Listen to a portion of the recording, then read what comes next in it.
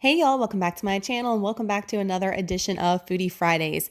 I have not been super excited about a Foodie Fridays to share with y'all in a long time. I'm so excited and stoked. I've been wanting to bring it to you guys all week. We are making keto banana bread, and let me tell you, I've posted all over Instagram. It's been all over my current vlog that I'm posting on Monday. I am obsessed. You are going to die and love this stuff, guys. If you've been missing bananas in your life while on keto, this is going to definitely satisfy that craving. OMG, it is so decadent. So the ingredients you're going to need are 1.5 cups of almond flour. If you are allergic to almond flour, you can definitely sub coconut flour for this instead. 1/2 cup of your confectioner erythritol. I'm using this that I have off of Amazon, but you can get this at any place, Whole Foods, your local grocery store. 1/2 tablespoon of baking powder, 1/2 teaspoon of cinnamon, 6 tablespoons of melted butter, 1/4 cup of sour cream, 1/3 cup of unsweetened vanilla almond milk specifically, 1/2 tablespoon of banana extract, 1 teaspoon of vanilla extract, 3 eggs, and 1 tablespoon of your choice of sugar-free syrup. Guys, you are going to die. The macros on this, I calculated them myself because I know y'all would ask, and each slice, because mine made 11 slices. The original recipe calls for 12, but when I cut mine, it made 11. And when I did all the macros and the calculations, the macros net carbs, like I'm stuttering my words because I can't get over it still, 1.36 net carbs per slice. So under 2 net carbs per slice. This bread is so moist. It's so delicious, decadent. It tastes like the real deal. I'm so excited, guys. So keep on watching to see how to make this yummy banana bread.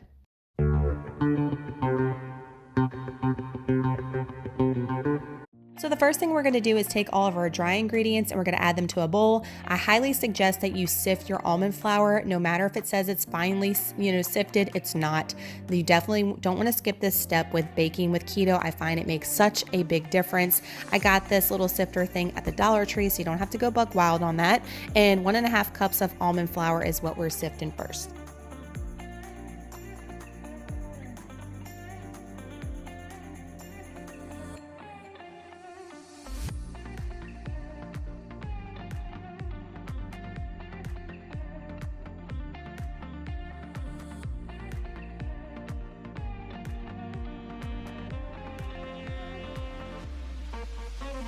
At this point, we're going to take our powdered erythritol and we're going to add that to the almond flour. Remember, we're using 1/2 cup of the confectioner erythritol. And again, you can find this on Amazon. You can find it in your local grocery store. It's not hard to find. Then we're going to add our 1/2 tablespoon of baking powder. You definitely don't want to skip this step. Baking powder makes such a difference with keto baking. Then we're going to add our cinnamon, 1/2 teaspoon here.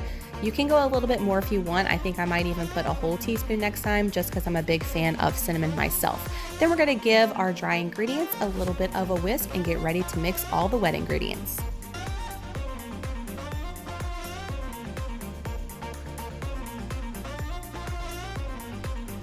At this point, we're going to take our 3 eggs, we're going to crack them in a separate mixing bowl, and then we're going to give them a really good whisk before we add all of our flavorings and all of our other wet ingredients to it.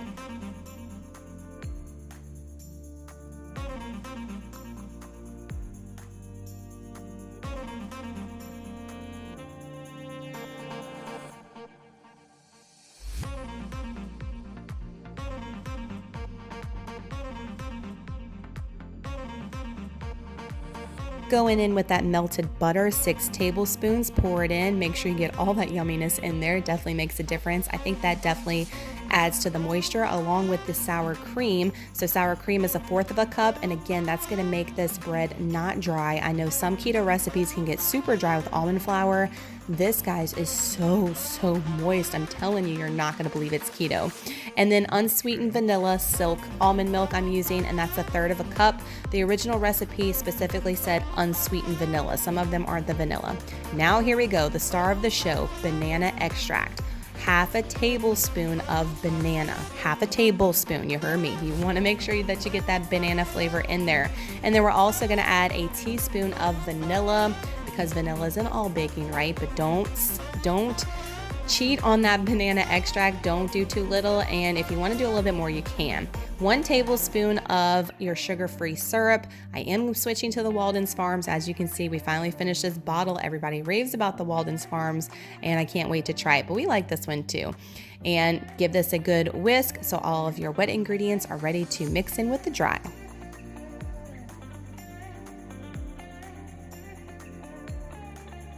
My butter y'all spatula, and I'm putting my wet ingredients into the dry. We're going to take our whisk and we're going to whisk this until well blended and incorporated. It's not going to be a thick batter and it's not going to be super runny. It's going to be the perfect consistency for a cake.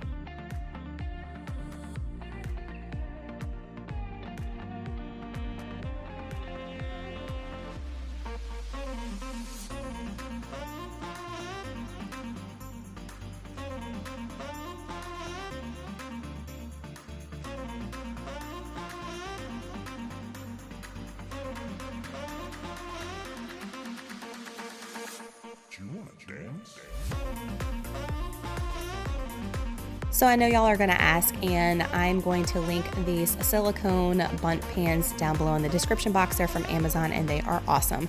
I am lining it with some parchment paper though, just to make it easy to take out of this and you don't waste any left behind in that silicone dish.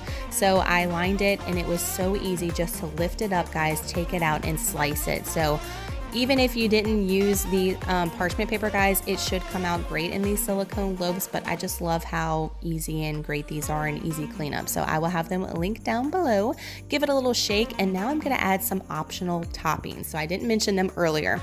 So I'm taking 1/4 cup of chopped pecans. The original recipe called for walnuts, but I just love pecans. This is about 1/4 cup. I do have the toppings included in the less than 2 net carb macro count. Yes, you heard me right. So if you don't use the toppings, it will be less than that because a lot of these macros are coming from the pecans. Now we're gonna go in with some Lily's baking chocolate pieces. I'm using about 2 tablespoons here, and you can use more, you can use less, or not use it at all, but I think the chocolate really gives it a nice decadent touch for banana bread. Just really, really delicious, guys. So we're taking our loaf now. Doesn't it look delicious? It's not even baked yet. Putting it in a preheated 350-degree oven, and I'm going to be putting mine in for 40 minutes. The original recipe said 40 to 45 minutes, but 40 minutes was not overcooked and it was cooked enough. Here is the final product coming right out of the oven. Look at the edges, how golden. Look at all those yummy toppings. That chocolate that's partially melted. OMG, I'm drooling right now. I want a piece right this minute. And this is when I took it out. Again, it was so easy to take out that parchment paper. It looks exactly like a bread loaf, and then you can start to cut it. So I will say that the original recipe suggested not to cut it until the next day. As you can see, it did come out a little crumbly because it's so moist, guys. This is not dry at all. So you might want to wait the next day to cut it just so it cuts a little bit more evenly, but it was fine with me. So here's some more pictures of and I'm telling y'all, guys, I am speechless about this banana bread. It is so good. I am so excited to bring it to y'all. As y'all can probably hear in my voiceover trying to talk about it, it's just so good and I cannot get over it enough.